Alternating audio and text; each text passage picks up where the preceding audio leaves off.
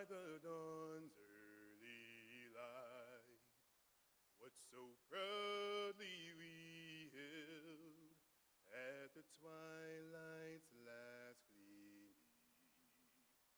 whose broad stripes and bright stars through the perilous fight o'er the ramparts we watched were so gallantly streaming, and the rocket's red glare, the bombs bursting in air, gave proof through the night that our flag was still there. Oh, say does that star-spangled banner yet wave o'er the land of the free and the home of the brave.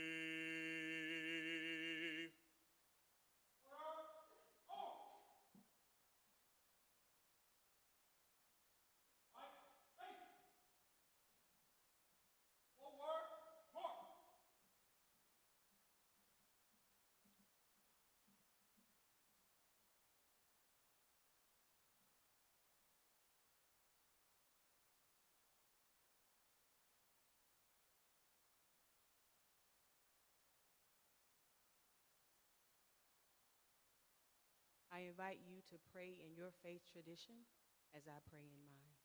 Let us pray. Eternal and all-wise God, we thank you for your presence this morning in this sacred space as we honor the legacy of the soldiers of the 3rd Battalion, 24th Infantry Regiment. We take time today, oh God, to shine light on a very dark time in our nation's history. We take time today, oh God, to reflect, to recognize, and remember the lives that were impacted by this tragedy. We take time today, oh God, to call their names and remember the cost of their service, a service that was not in vain. For, dear God, every name that is called is not only etched into this history, but is also etched onto the hearts of those who knew them and loved them. We ask, oh God, that for every name that is called, we remember to tell the story of their life and of their legacy, of men who were called to serve our nation and our community. For every name that is called, oh God, we ask that you would continue to grant healing, peace, and restoration to their descendants, this community, and generations yet to come. We pray, dear God, that we would never again face such a miscarriage of justice in our ranks or in our nation. Our hope today, oh God, is that when we tell the story of this regiment, we will not only be reminded of this tragedy, but we will also honor the lives and legacy of those who serve. It is in your most holy and precious name that we pray. Amen. Amen.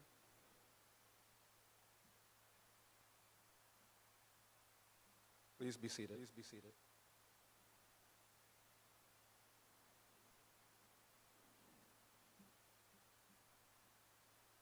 Ladies and gentlemen, thank you all for joining us today.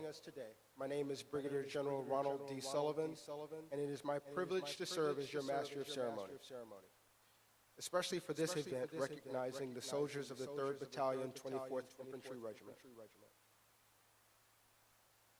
The year was 1917.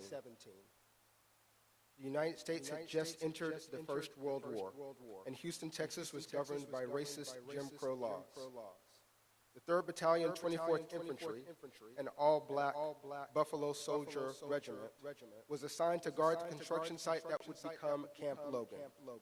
The soldiers came to town with patriotism in their hearts, ready to serve their country faithfully, but were met with racist provocations and physical violence. On August 23, 1917, these tensions boiled over.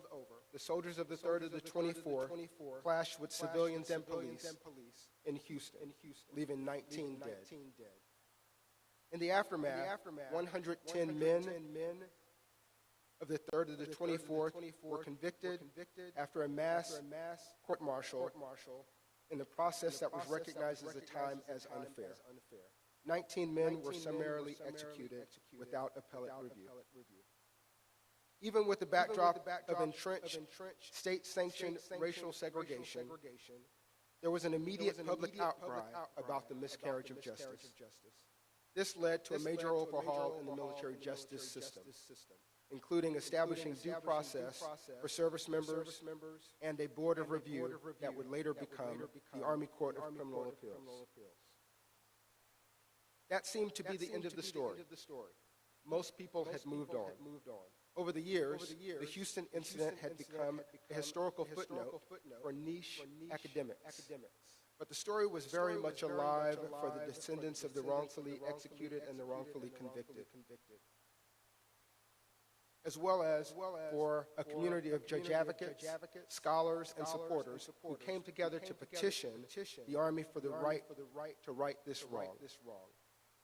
It took years of hard work, patience, and hope to bring us to this point. And here we are finally. As an Army officer and judge advocate, I am humbled to be with you today. I am also tremendously proud to currently serve as the Chief Judge of the same Army Court of Criminal Appeals created in the wake of this Houston incident.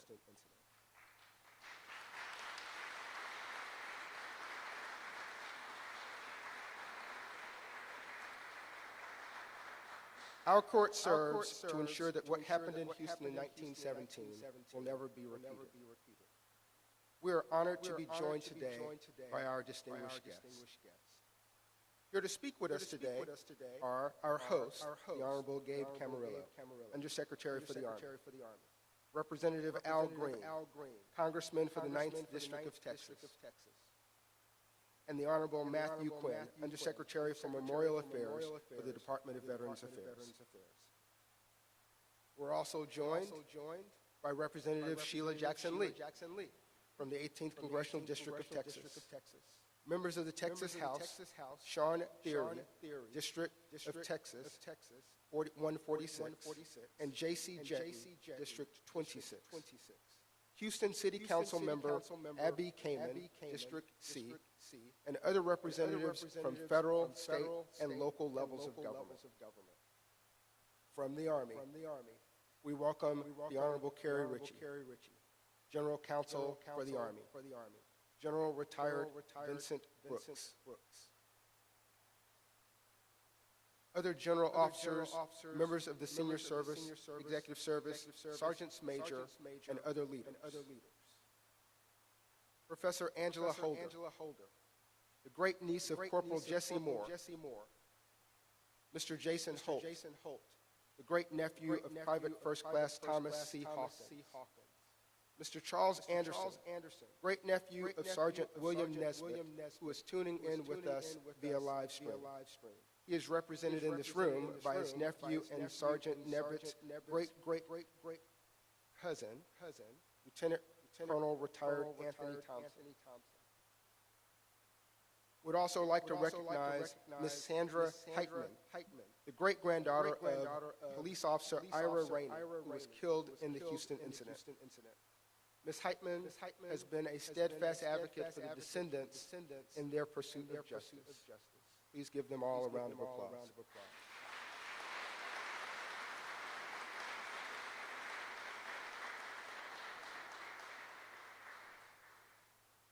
We would now like to acknowledge a group of people who have spent years passionately advocating for this cause and who have served as an invaluable resource to the descendants and to the Army. Professor Jeff Korn, whose research in the Houston incident was pivotal to supporting the Army's review.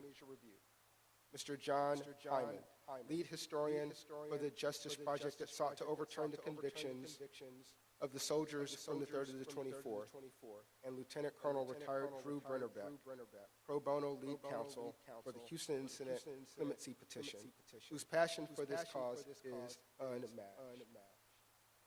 This group had supporters who are represented here today as well, including the National Association for the Advancement of Colored People, also known as the NAACP, the South Texas College of Law, a contingent of retired general officers and flag officers, the National Panhellenic Council, and so many more.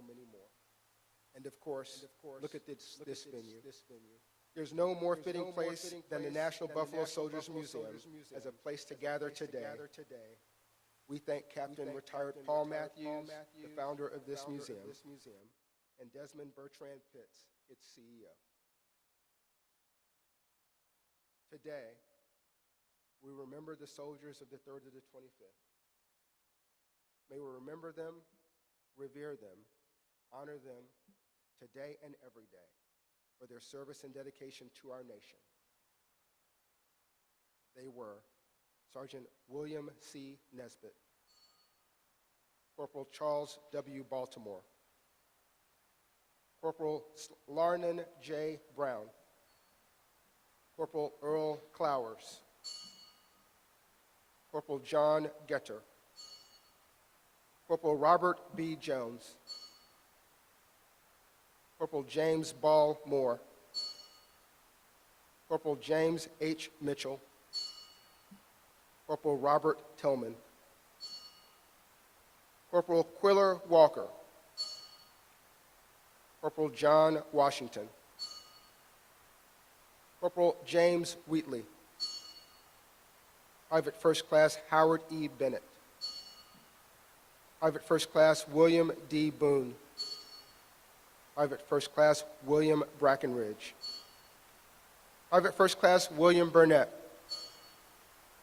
Private First Class John H. Goad, Private First Class Thomas C. Hawkins, Private First Class John H. Hudson, Jr.,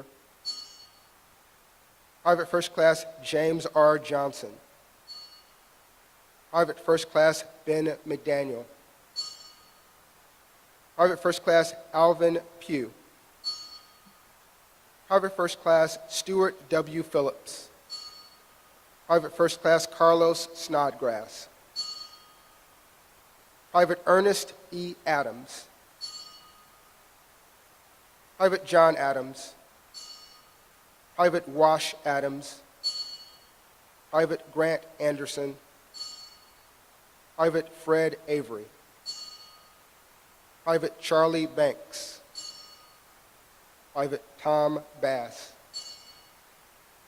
Private Douglas T. Bolden, Private Fred Brown, Private Richard Brown, Private Robert Brownfield, Private Walter Burkett, Private Allie C. Butler, Private Harrison Capers, Private Ben Cecil, Private Henry Chanot, Private James Coker, Private Babe Collier,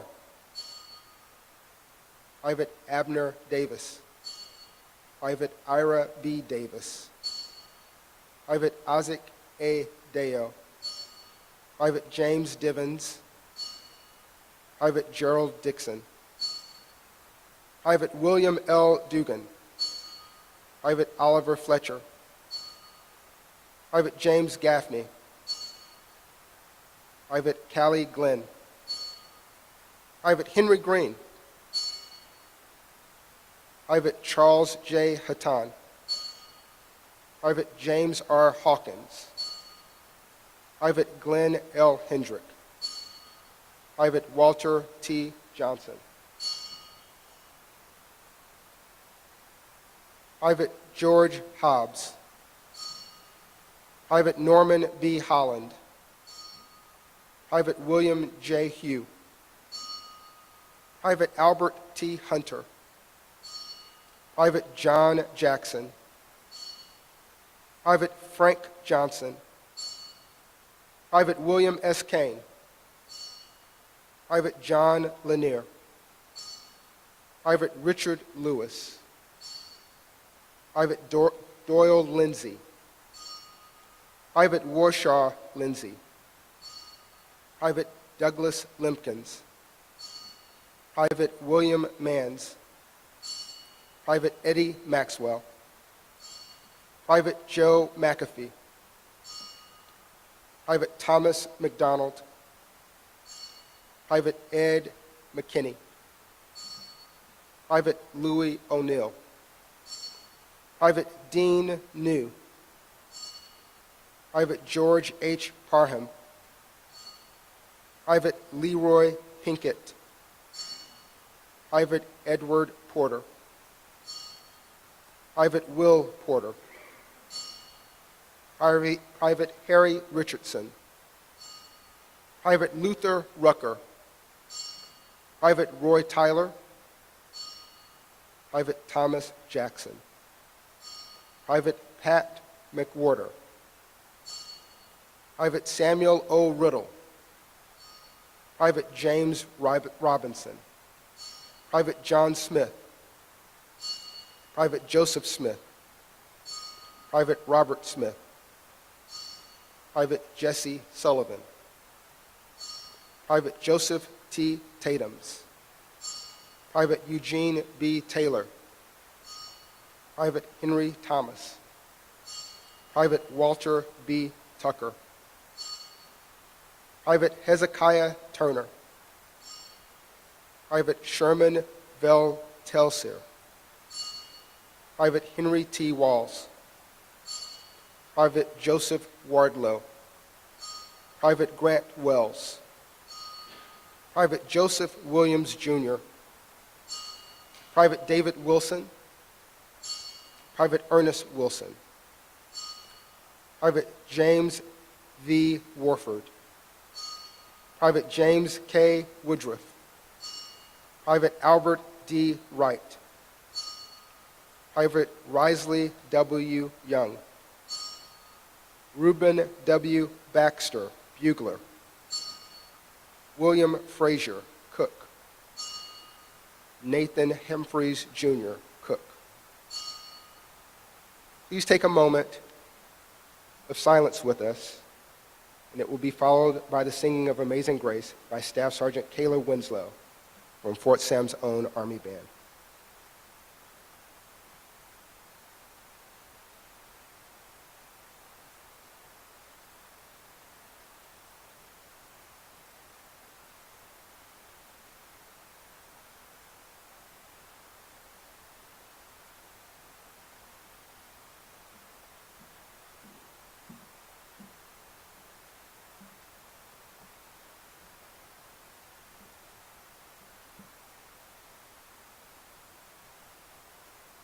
Amazing grace, how sweet the sound that saved a wretch like me. I once was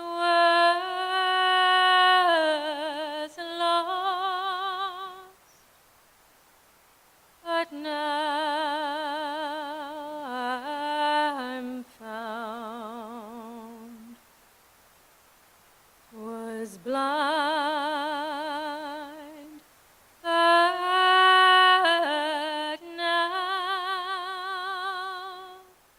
I see.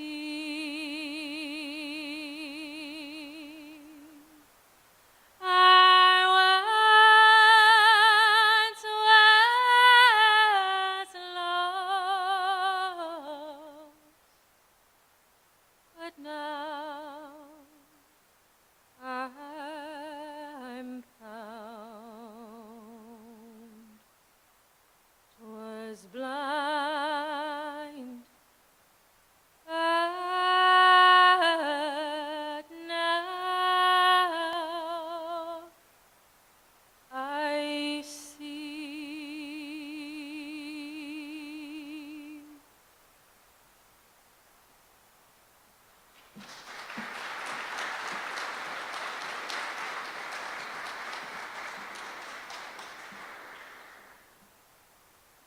Thank you, Staff Sergeant Winslow. Ladies and gentlemen, it is now my distinct honor to introduce our host for today, the 35th Undersecretary of the Army, the Honorable Gabe Camarillo. In this role, he serves as the Army's Chief Operating Officer and Chief Management Officer, hoping to oversee a budget of more than $170 billion and shaping responsibility for the manning, training, and equipment of more than 970,000 soldiers across active, guard, and the reserve components. Mr. Camarillo's prior career includes significant experience in law, government, national security, and private industry. Ladies and gentlemen, please welcome the Honorable Gabe Camarillo.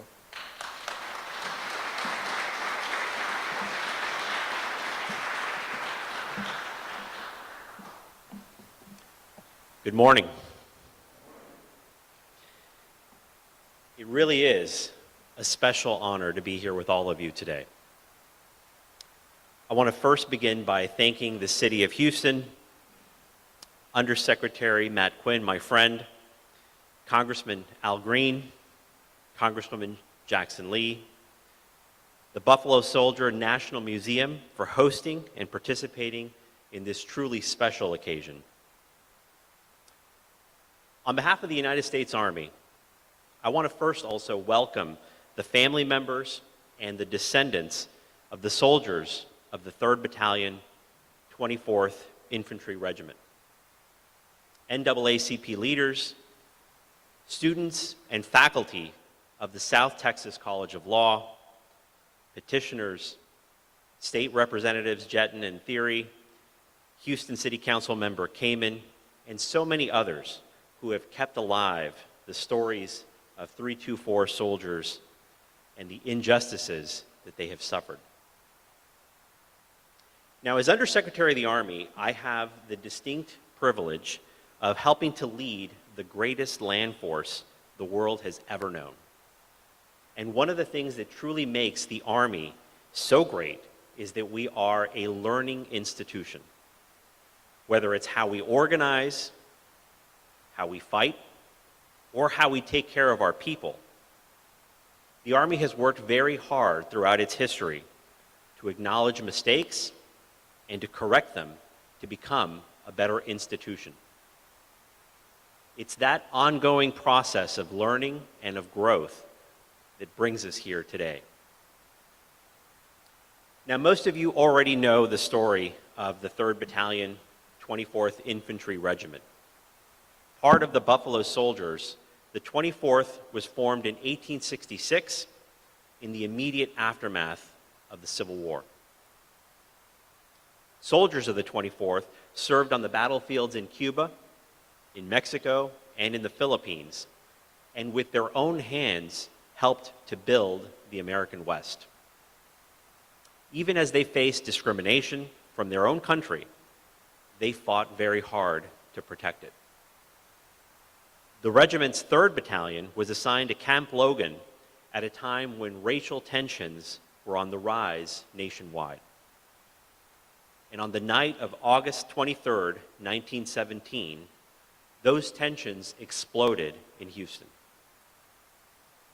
Racially motivated incidents, rumors, threats spurred a group of more than 100 black soldiers to seize weapons and leave camp, thinking that they were marching in their own self-defense.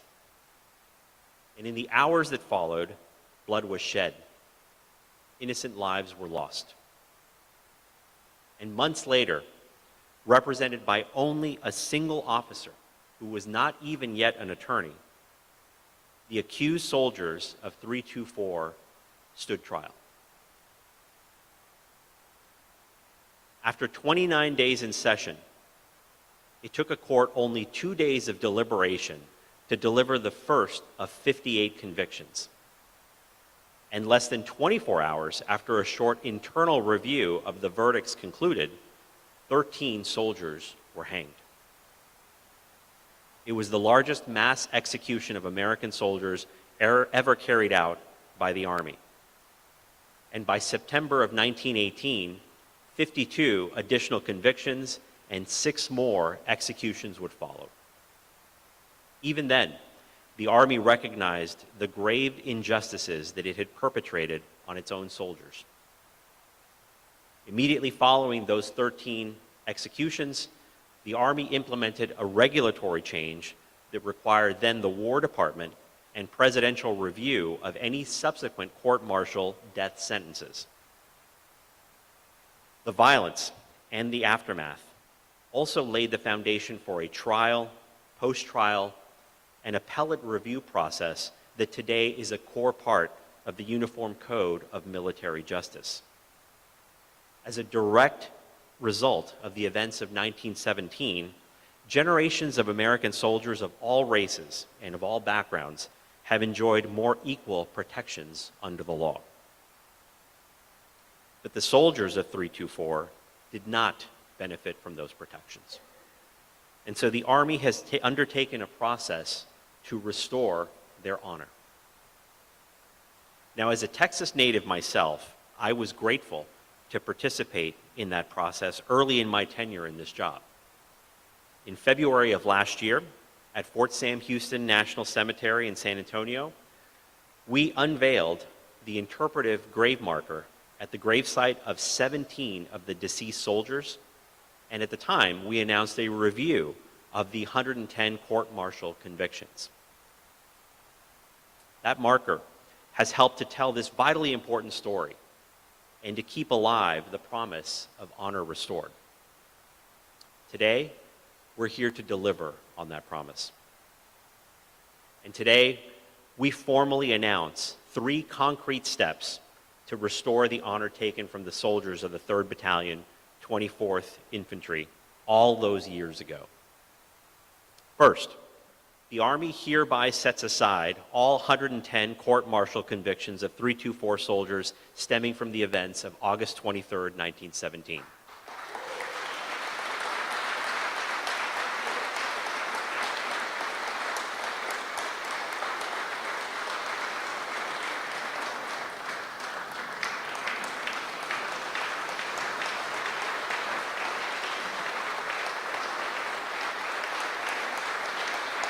Thank you. And second, we direct the correction of military records to show honorable discharge for the 95 soldiers of 324 not restored to duty.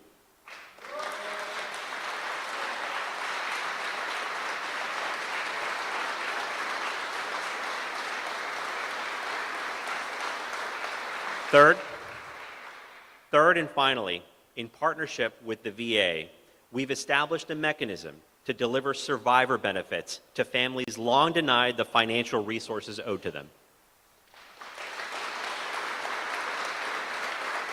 Thank you. Thank you. It gives me tremendous pleasure to mark this occasion, especially in a room full of people who have hung on so tightly to these memories for so many years, some of whom it's been a lifelong journey, as we discussed earlier this morning. For the descendants, 2 of you, who you'll hear from shortly, the soldiers of 324 are not just a list of names, nor are they characters in a movie.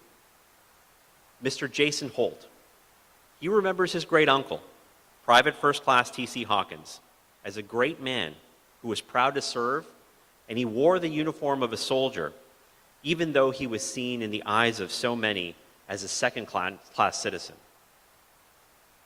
Professor Angela Holder was only 6 years old when she first saw an old photo of her great-uncle, Corporal Jesse Moore, on a family bookshelf and started to ask the tough questions that got us to where we are here today. During her journey, even as those hard questions began turning up challenging answers, I know that Professor Holder and her entire extended family have continued her uncle's legacy of service to this country. They have never faltered in their pursuit of justice and fairness. And through it all, they've maintained an unbound optimism in the goodness of their fellow man. Lieutenant Colonel Anthony Thompson is here as well, representing his uncle, Charles Anderson, who I met, by the way, on FaceTime earlier today. Both of them are proud descendants of Sergeant William Nesbitt, who alongside T.C. Hawkins and Jesse Moore were among the first 13 soldiers of the 24th to be executed. And just note, I said Lieutenant Colonel Anthony Thompson. The spirit of service and public service in that family continues to this day. And as the families of the 324 soldiers sit here in the audience, I can only imagine the mixture of pride in their relatives' service and pain in how they were treated. Ms. Sandra Heitman is also in the audience today and is no doubt feeling that same blend of emotions. Her great-grandfather, Ira Rainey, was a Houston police officer who was killed on that horrible night in August 1917. And I know that Ms. Heitman, who has worked in law enforcement herself throughout her career, has held fast to his memory while still strongly supporting the Army's decision to restore honor to the soldiers of 324. Mr. Holt, Professor Holder, Lieutenant Colonel Thompson, and Ms. Heitman, you and so many others now join a distinguished list of courageous fighters who have pushed the Army to be better since its inception. In a final letter after receiving his death sentence, Private T.C. Hawkins wrote to his mother and father that, quote, by the time this letter reached them, he would be beyond the veil of sorrow, in heaven with the angels, end quote.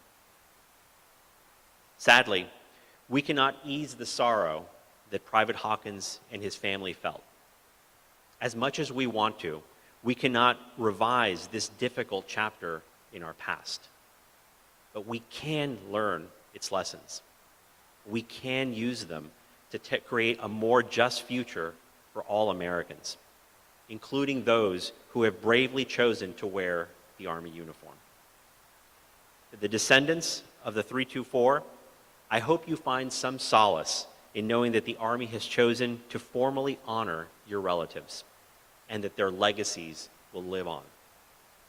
I know the memory of the 324 soldiers will stay with me personally, it will inspire me, and it will continue the hard work of making our Army a better institution. Thank you again to our hosts and to all who have joined us for this special occasion.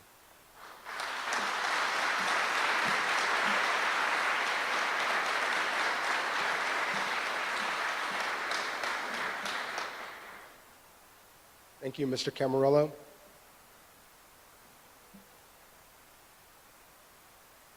Our next speaker is well aware of what it means to memorialize those who have passed on before us.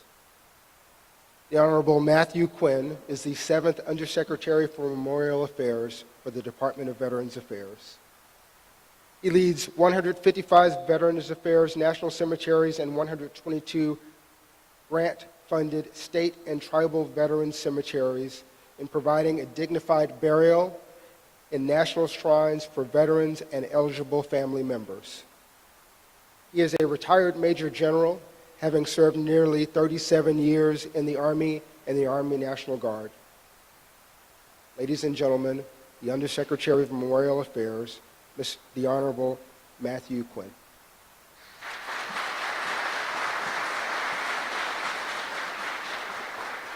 Well, good morning, and to those who are here, service members, both past and present, to our elected representatives, and certainly, most importantly, to our family members. It's a great, great day to be here in Houston. I'm privileged to join you all as the Army works through this process. General Sullivan, thank you for that introduction. Undersecretary Camarillo, my friend, I'm truly honored to participate in this ceremony, especially in this setting at the historic Buffalo Soldiers National Museum.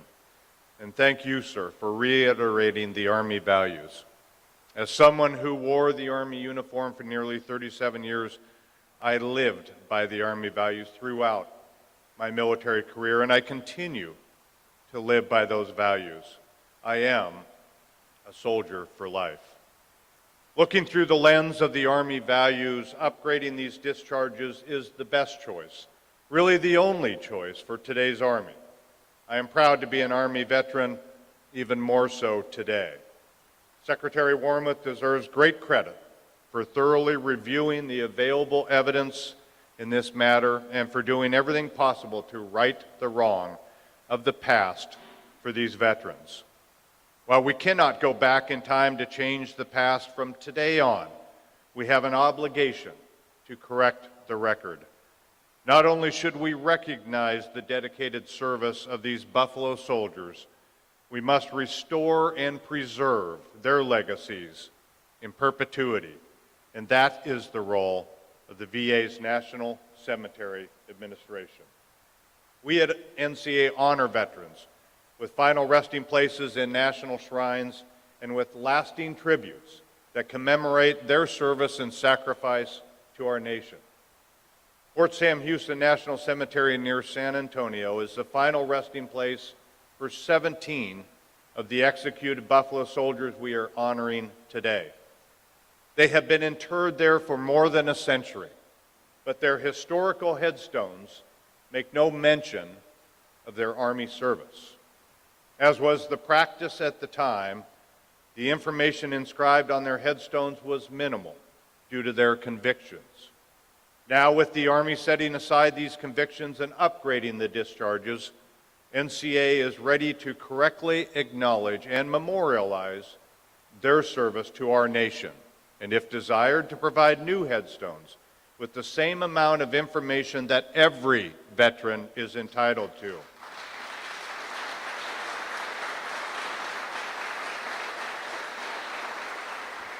Our Army has made this right, and we at NCA will make this right for future generations. As Undersecretary for Memorial Affairs, I will do everything in my power to make sure that each of these veterans has a proper grave marker at his final resting place. This is certainly possible for the 17 who are resting at Fort Sam Houston National Cemetery. Army is working with the families, and together we will carry out the wishes of the next of kin for their veterans' place of honor. For the soldiers who are not interred in a national cemetery, the VA will do whatever we can to properly memorialize them and to preserve their legacies. We will work tirelessly to accomplish this. While we cannot go back and change the past 106 years, from today on, we can provide a platform to allow their descendants, their supporters, anyone here today, and all Americans to post tributes and mementos for the current generation and future generations to honor the service and sacrifice of these soldiers. Let me say again, these soldiers who served their country. Our Veterans Legacy Memorial, or VLM, is NCA's online platform to recognize and preserve the legacies of veterans. Personal memorial pages are going live today for the 17 Buffalo soldiers who are interred at Fort Sam Houston National Cemetery.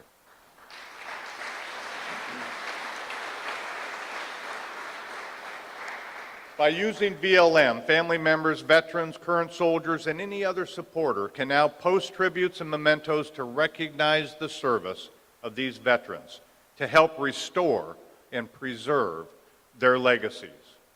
When you have a chance, please go to va.gov/remember, va.gov/remember, and look up the VLM pages of any of the 17 of these veterans resting at Fort Sam Houston National Cemetery. Post a brief tribute, even something as simple as "Thank you for your service, soldier." Any gesture like this helps keep their legacies alive. Furthermore, those of us who know their story have an obligation to tell their story. We owe it to them to discuss their service to our country, no matter how painful it is to recollect how their legacies were nearly hidden and ignored. We should tell their story so we can ensure this dark period of our history is not forgotten, to make sure they and their service are not forgotten. This is why we are here today and why VLM was created. As a nation, we must not forget the past, just as we must never forget those who have served and sacrificed for our country. Saying their names and telling their stories will help make sure future generations know of their service to our country. Again, Undersecretary Camarillo, thank you for inviting me to this ceremony. I assure you, sir, that the National Cemetery Administration will do whatever possible to recognize and preserve the legacies of these veterans in perpetuity. May God bless the soldiers we are here to honor today, their families, all veterans, and all service women and men currently serving our great country, and may God continue to bless our United States of America. Thank you.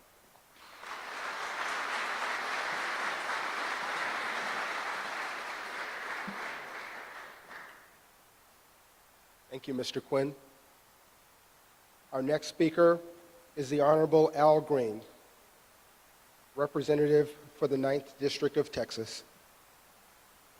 Congressman Green is in his 10th term as U.S.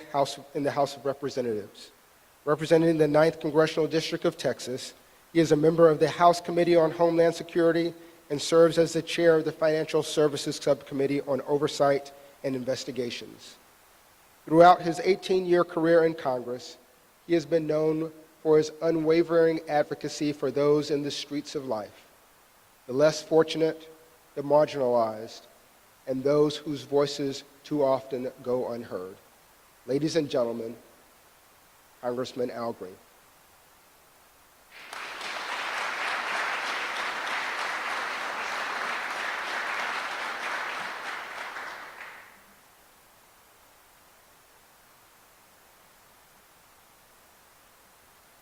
I don't know about you, friends, but it really meant something to me to see a brigadier general of African ancestry standing here today in charge of this program. It meant something to me.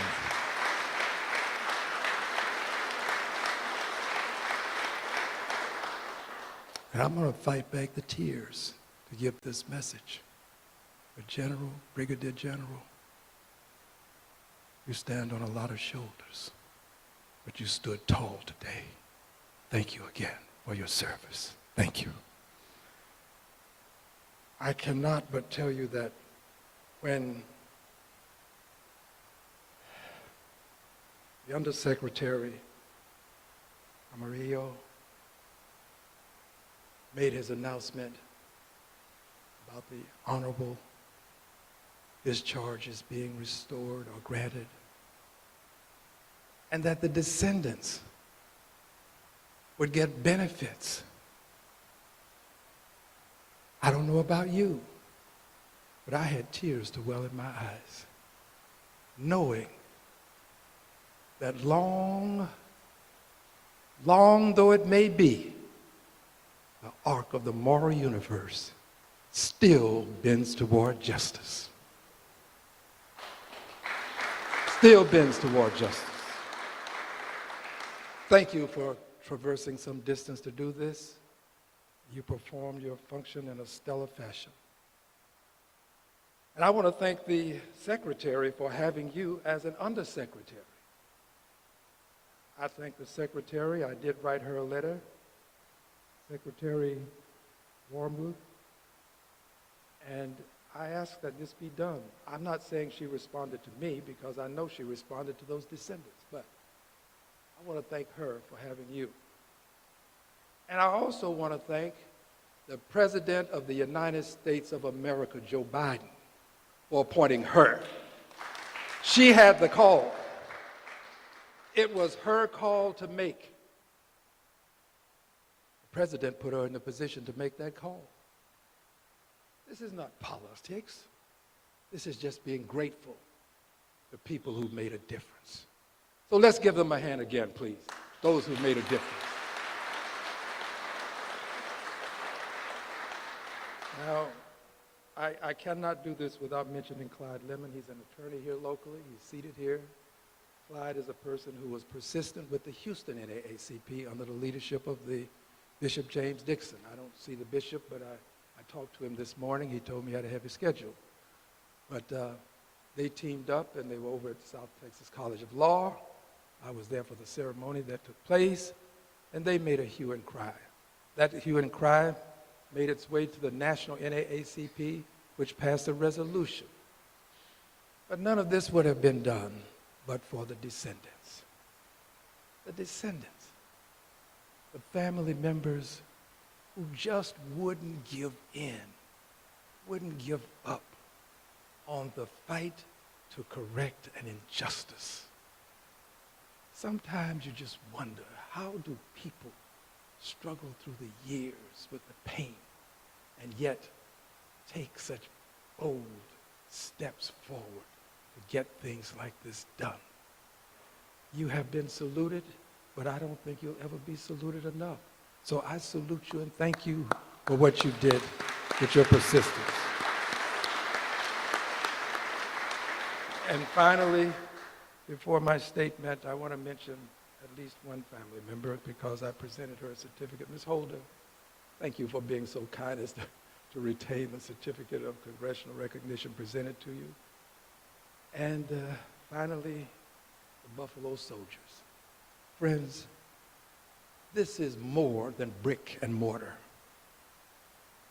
It's a great place to have an event, but it really is the soul and the heart of the Buffalo Soldiers. Buffalo Soldiers, could you just please, those of you who are associated with this institution, stand up. You deserve an expression of appreciation. The Buffalo Soldiers. Thank you. Thank you. Thank you for what you've done. Thank you for being in uniform. Thank you. Now, friends, ladies and gentlemen, honored guests, members of the armed forces and family members. In 1917, in the midst of a world at war, our nation bore witness to a great travesty, a tragedy that has taken over a century to address. Today, as we gather to acknowledge and rectify an injustice, we must first reflect, as has been done by others before me, but reflect on the imperfections of our past.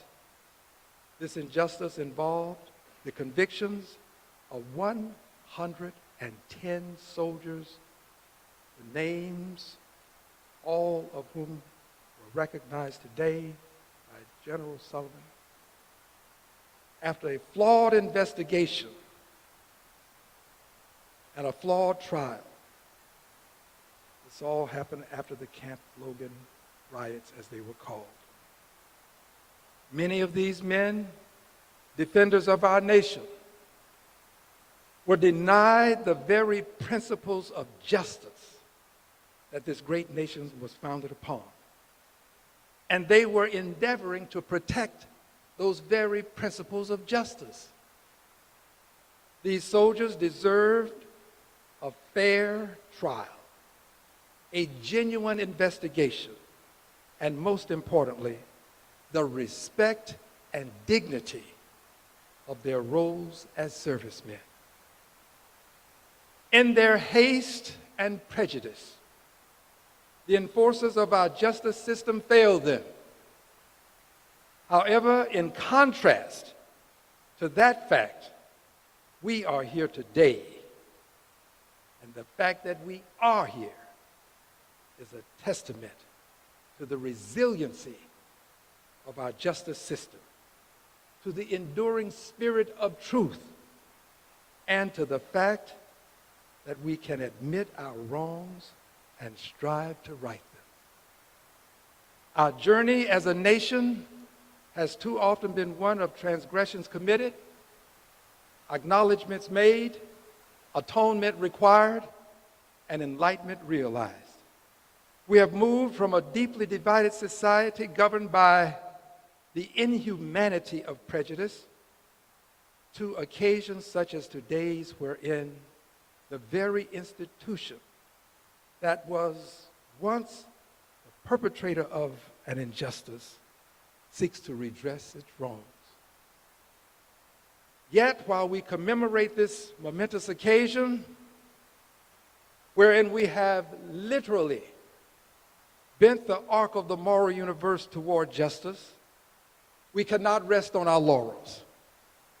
The painful truth is that the story of the 110 black soldiers is a stark reminder of the racial prejudices that men and women of color continue to face. Whether it's in the streets, in the boardrooms, or even in the hallowed halls of justice, there is still ample empirical evidence to show that treatment and advancement in our country is much too often dependent upon the color of skin and not the content of character within. We must ensure this is our mission. We must ensure this is our goal. We must ensure this is our calling. We must ensure that the sacrifice and the suffering of the black soldiers of the 24th Infantry Regiment inspire us to fight for a more equitable, just, and inclusive America. Let us challenge ourselves to do more, to be more, and to strive more for an America where every citizen, regardless of their race, their religion, their creed, is treated with dignity, respect, and fairness. The exoneration of these soldiers is a step in the right direction. But my friends, my brothers, my sisters, our work is far from done. I am honored to represent you in the Congress of the United States of America. And I want you to know that in spite of all of these injustices, I still love my country.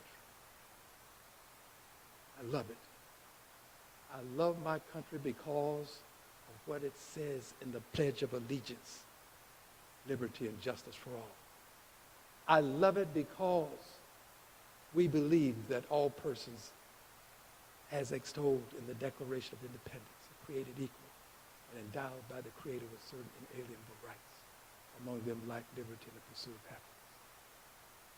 And I love it, Councilwoman Kamen, because it affords us the opportunity to correct the injustices of the past. They may occur, but if we take it upon ourselves, we can bend the arc of the moral universe toward liberty and justice for all. God bless you, and God bless the United States of America. Thank you, my dear brothers and sisters. I thank you.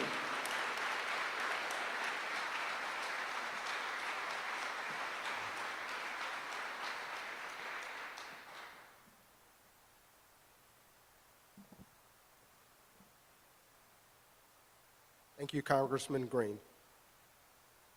Our next speaker is not only a professor of American history who has dedicated her life to this initiative, but she is also the great niece of Corporal Jesse Moore, India Company, 3rd Battalion, 24th Infantry Regiment. Professor Holder completed her undergraduate studies at Louisiana State University, where she received a Bachelor of Science in Social Sciences and earned her Master's of Arts in Social Science from Southern University. She also has a Master's in Arts in History from the University of Houston. Professor Holder is the curator of the Camp Logan Mutiny in 1917 exhibit here on display at the Buffalo Soldiers Museum. Ladies and gentlemen, Professor Angela Holder.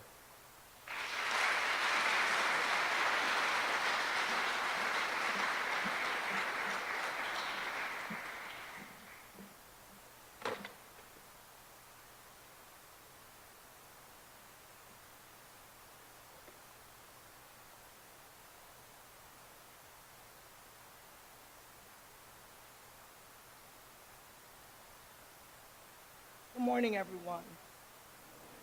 Giving honor to God, I stand before you humble, yet proud of the occasion for which we are gathered today. My strong Pentecostal great aunt Lovey expects me to greet you in this manner, and I do not want to disappoint her. It is because of her that a 6-year-old child took up the cause to work on behalf of her brother, Corporal Jesse Ball Moore. I ask for your indulgence as I have 2 messages to deliver. One from my heavenly imagination of what Aunt Lovey would say to you today, and myself. My Aunt Lovey. Good morning, everyone. My name is Lovey Ball Kimball. I am the sister of Corporal Jesse Ball Moore. I want to start out by saying thank you and God bless you to each and every one of you for what you did for my brother. Words cannot express the joy in my heart, but I will try. When our mother received the box with Jesse's coat, Bible, goodbye letter, and $1, it devastated her. She told him not to go back because she felt something bad would happen to him, and this box confirmed her fears. He first signed up with permission from Uncle Alec Moore, his guardian.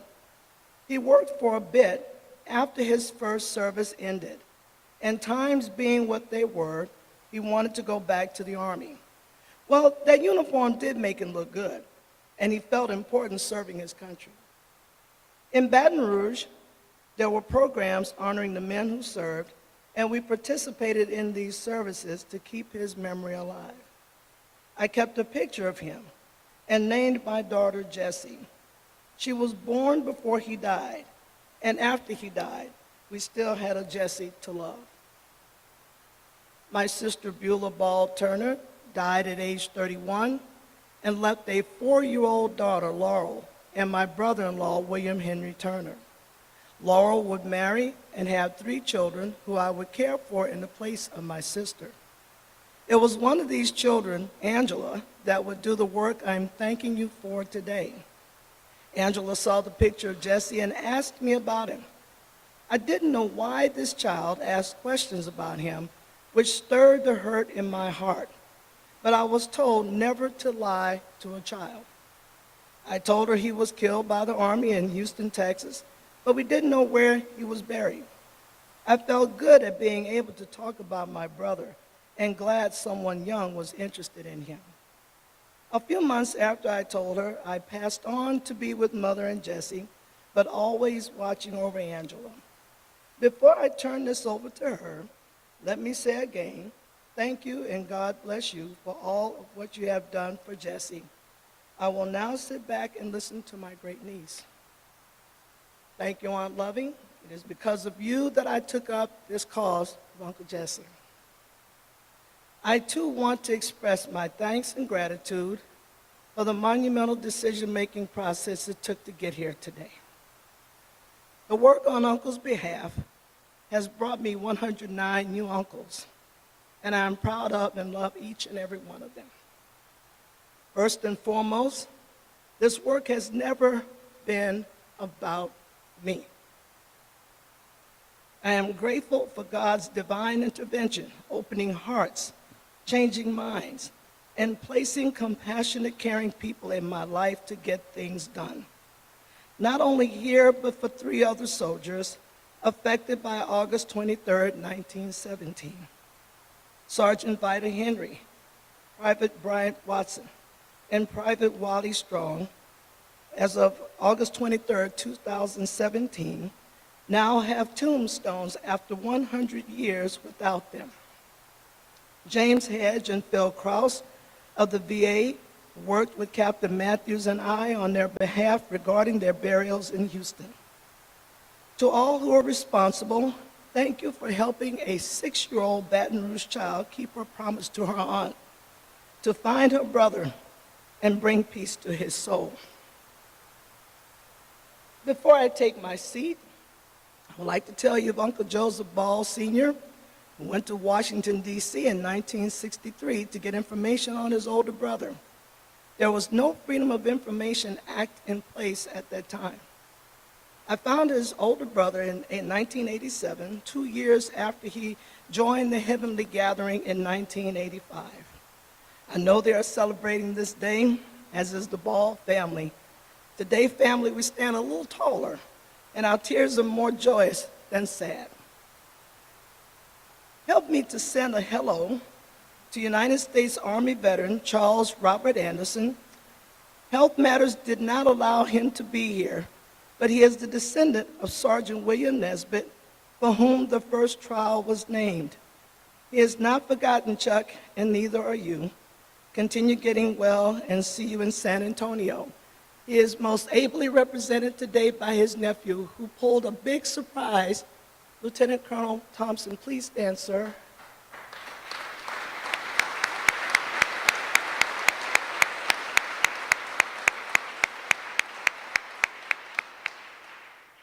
Thank you to all who made this day possible. I'm very grateful, and as I said earlier, I'm very humbled and very proud of what was done. And thank you again on behalf of my family. God bless.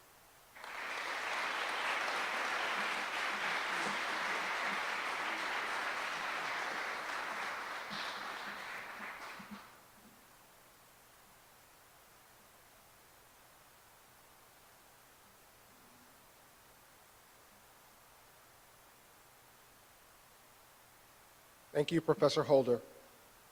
Our final speaker is a descendant of Private First Class Thomas Hawkins, and like Professor Holder, has dedicated time, resources, and energy into clearing his uncle's name. Jason Holt is a seasoned attorney with more than 2 decades of experience in local government, municipal corporations, turnaround strategy, litigation, and fiscal management.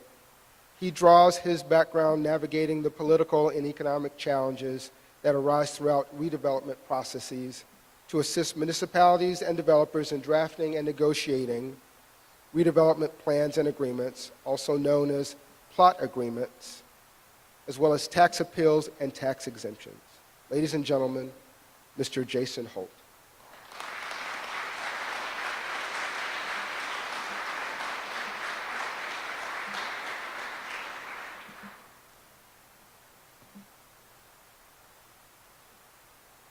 Come on, y'all. It's supposed to be a celebration. It's getting a little too heavy in here. And this flag, to my right, to your left, supposed to represent liberty, justice, freedom. Those are ideas. Those are philosophies. Those are values. And today, thanks to you all, we come closer to living up to those ideas and values. Oh, good rising. Greetings to you all. I want to thank the Buffalo Soldiers Museum, and particularly Captain Matthews, PJ, who believed in this project 20 plus years ago. 20 plus years ago. And very special greetings to the undersecretaries, congressmen, descendants, elected officials, dignitaries, and family members, and other distinguished guests. This historic decision is the subject of our gathering. It is the culmination of decades of work by many individuals and organizations like the NAACP, the National Bar Association, and newer organizations like the Memorial Park Conservancy, but many different lawyers and veterans and service members chipping away at the stone. But a very special thanks to Drew Brenner Beck. Drew, stand up so people know who you are.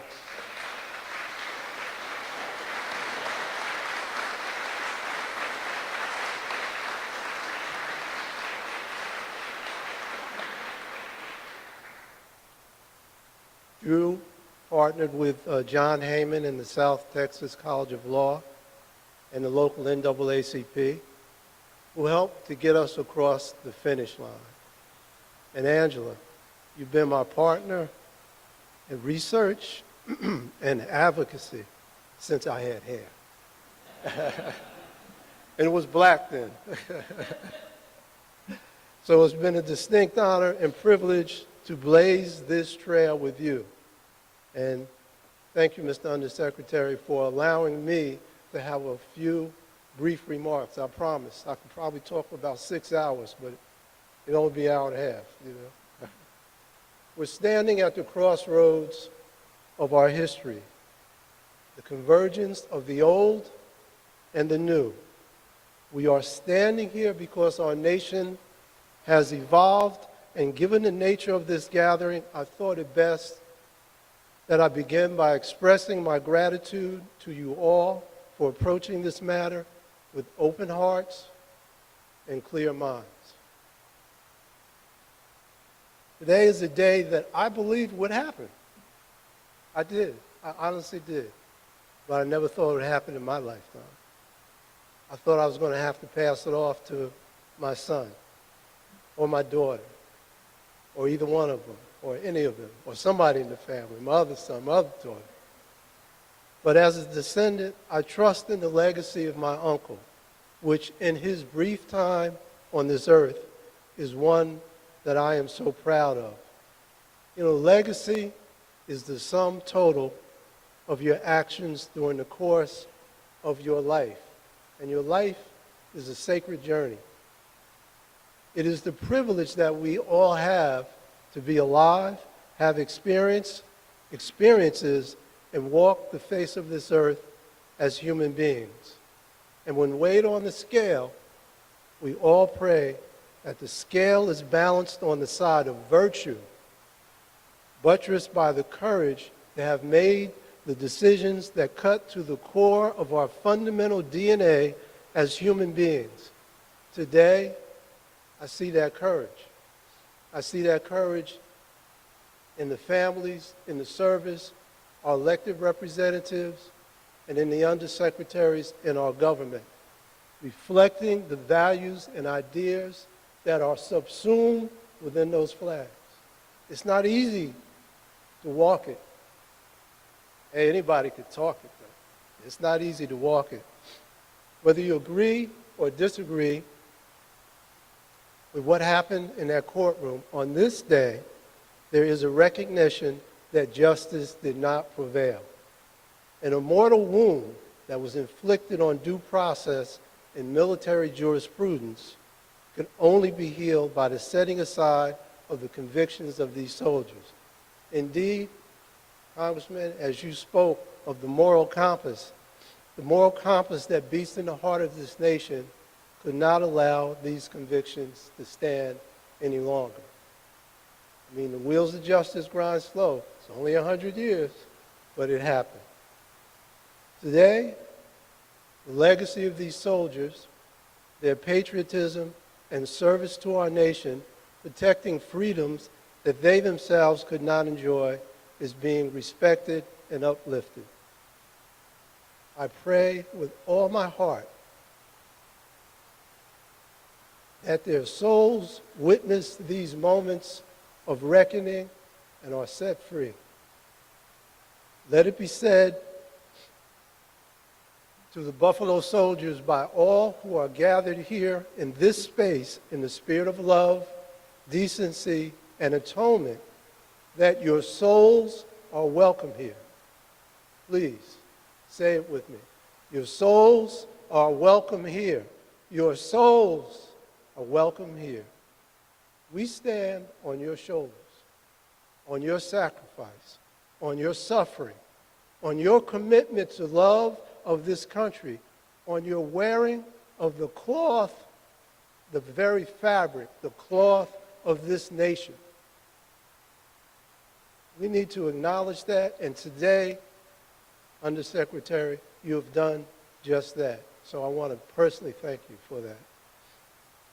Since in many respects, we are here to celebrate and acknowledge the spirit of the men of the 24th, I would be remiss if I didn't repeat something that already happened. Traditionally for me, I like to call the names of the first 13 men that were executed. Now, in a discussion the other evening with Angela, she actually helped remind me that there was an order to who stood on the gallows. So there was an order for the first 13 men. They were sentenced to be hung by the neck until dead. And I told that to somebody, and we were having a discussion. And they said, what? I said, yes. The sentence said, sentenced to be hung by the neck until dead. That's not a reflection of what we were talking about. That's not our better angels. So they were executed without a fair trial, review or appeal. So if you will indulge me, I would like to call their names. Is that okay? All right. Corporal, I'm going to call their names in the order in which they stood on the hanging scaffold. Corporal Charles Baltimore, 1. Private Ira B. Davis, 2. PFC William Breckenridge, 3. Corporal Lornan J. Brown, 4. Private James Divins, 5. PFC Carlos Snodgrass, 6. Corporal Jesse Moore, 7. Corporal James Wheatley, 8. Private Pat McWhorter, 9. Sergeant William C. Nesbitt, 10. My uncle, PFC Thomas Coleman Hawkins, 11. Private Risley W. Young, 12. Private Frank Johnson, 13. From the families of those executed to all of you, nothing can replace what we lost. The worth of their lives is not found on a sheet of paper. Every human being has value, and forgetting that is the most grievous wrong. Taking their 20s, their 30s, their 40s, their 50s, and so on cannot be replaced. That is lost forever in the ultimate abyss of what if. But today is in truth a day of atonement. Congressman, you mentioned that. A day of atonement for the Jim Crow era South and legalized segregation. Today, a mortal blow has been dealt to the injustice of the master-slave relationship, such that 106 years later, the color of their skin was not a barrier to the fair dispensation of military jurisprudence. And we all here rejoice that their convictions were overturned and set aside. And having been a person who's done discharge upgrades, being given a coveted honorable discharge is particularly thrilling. What would T.C. Hawkins' mother and father say today? I think they will quote from his last letter, and the Undersecretary did the family an honor of actually quoting from it. The letter that he wrote just before he was hung. I think they would say, tell them that our boy died, a strong Christian, a soldier with faith, and as he stepped onto the hanging scaffold with 12 other soldiers, before their necks were snapped, he mocked death. Just as his trial mocked justice. He unequivocally declared in his letter, I fear not death. Did not Jesus ask, death, where art thou sting? He continued, I am not guilty of the crime that I am accused of. But mother, it is God's will that I go now and in this way. He made it clear that his faith could not be shaken, that you can take the body, but the spirit, the very essence of his life, shall continue on. The spirit shall rise, just as truth crushed to earth shall rise again and again and again until the injustice that struck down the body is addressed. They would say that our boy was executed for crimes he did not commit, but he died with forgiveness in his heart. Who can replace the loss of a son to a mother? They would say, where do we go to get our boy back? Ironically, for Thomas Coleman Hawkins, he penned a letter in February of 1916 to his father, trying to calm his dad's concern that he would never see him again in this life. That was 1916. Little did he know the fate that awaited him, and that these concerns would prove to be true. Consequently, again, we are here 106 years later discussing the events of that fateful night in August and the resulting trial that scorned justice. So I ask, what would T.C. Hawkins say? He would say, I lived in a time where a colored soldier, a veteran who fought for this country, had to go thirsty because the water barrel was marked for whites only.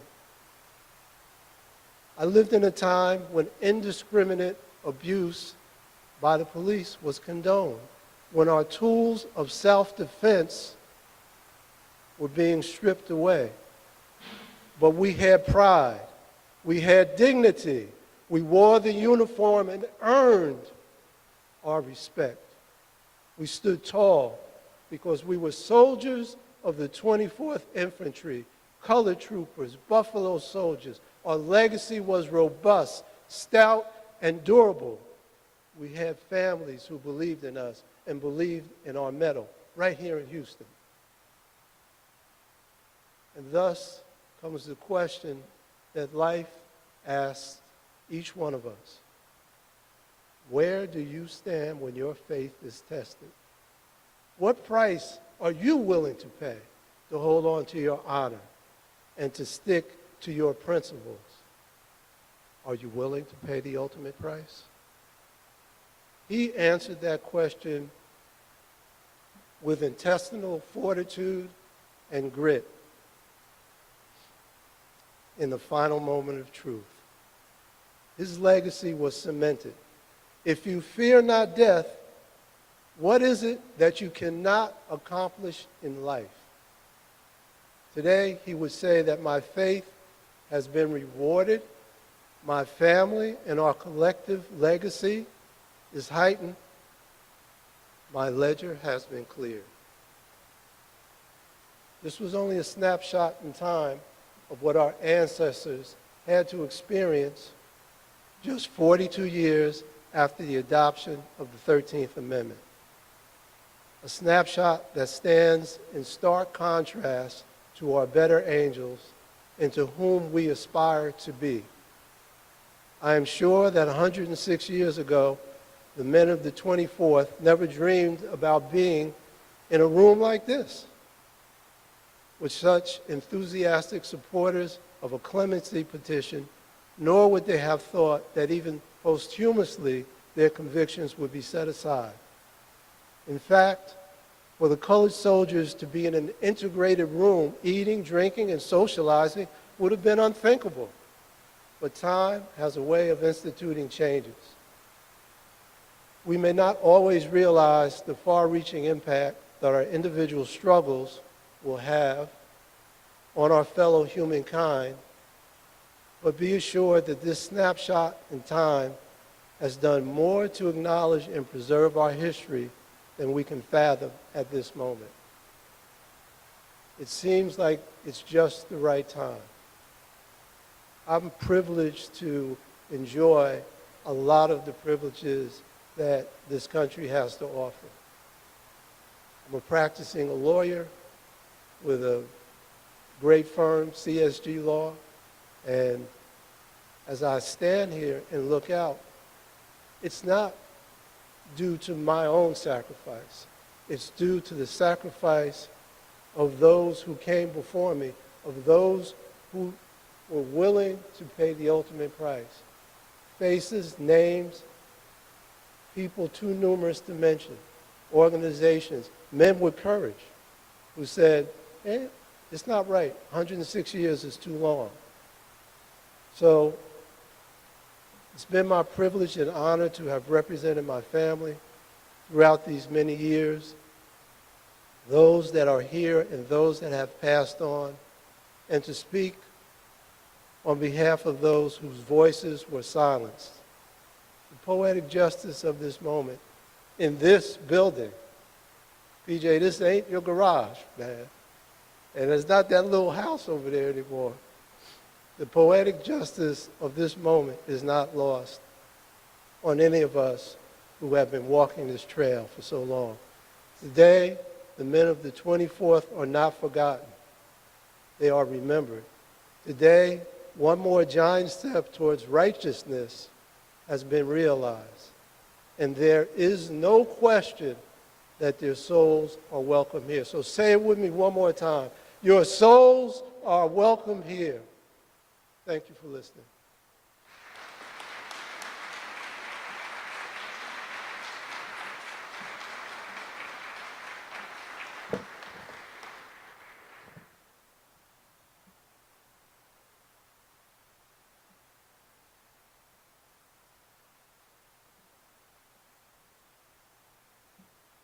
Thank you, Mr. Holt. On February 22nd, 2022, the Army and the Department of Veterans Affairs held a ceremony at Fort Sam Houston in San Antonio, Texas, to unveil an interpretive marker commemorating the soldiers of the 3rd of the 24th.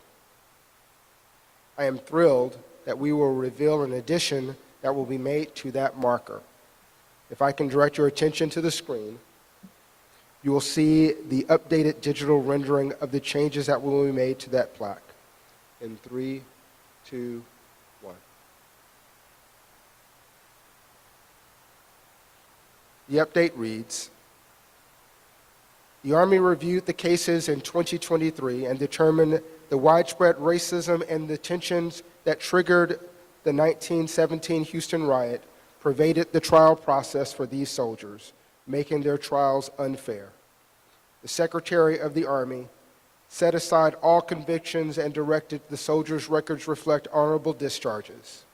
A ceremony honoring their legacy was held on November 13, 2023, at the Buffalo Soldiers National Museum in Houston, Texas. Thank you to our friends at the Department of Veterans Affairs for this gorgeous rendering and addendum, which will honor the 3rd of the 24th permanently at Fort Sam Houston. Please give a final round of applause for their dedication and tireless efforts.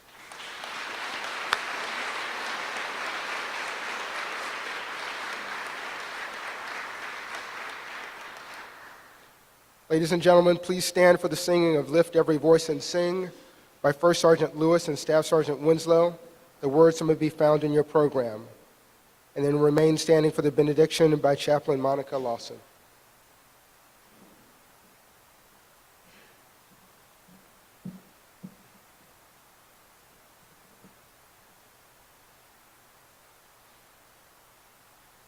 Lift every voice and sing till earth and heaven ring. Rain